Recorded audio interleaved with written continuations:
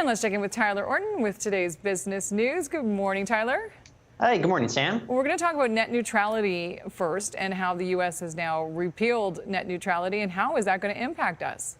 Well, let's keep in mind we do still have net neutrality regulations up here in Canada, but as you said, there will be impacts that are felt here in Canada. Katie Anderson from the digital advocacy group Open Media, she tells BIV that there are a number of factors, namely that U.S. web services that Canadians use all the time, let's say Reddit or Wikipedia, if they can't afford to pay fees that would keep them out of the so-called internet slow lane, well, we can expect those services to slow down or disappear all entirely without that revenue coming in.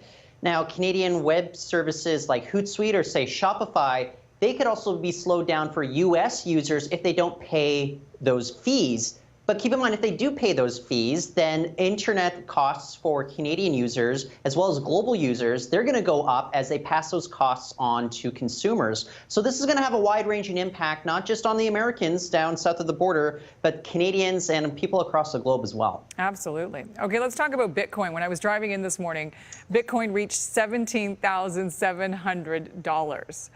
So many warnings about a potential bubble. Well, yeah, and it is making the Bank of Canada's Governor, Stephen Poloz, concerned. He says that he likens putting money into Bitcoin more to gambling than an actual investment. He made those remarks yesterday during a speech in Toronto, and this comes just one day after U.S. Fed Chair Janet Yellen. She said that the cryptocurrency does not constitute legal tender. I'll say this, the technology backing Bitcoin, blockchain, it is sound. It works as like this electronic ledger that can't be manipulated. But the fact of the matter is people aren't actually treating Bitcoin like it's supposed to, like a currency. You're not making purchases for coffee or gasoline with it. People are sinking their money into it as an investment. And that's what's worrying a lot of financial leaders that believe that people could be susceptible to some sort of shock if this bubble eventually bursts. But I'll say this, Stephen Poloz, he did acknowledge that the bank staff is working at certain circumstances in which the bank would actually issue its own digital currency for use for retail transactions. So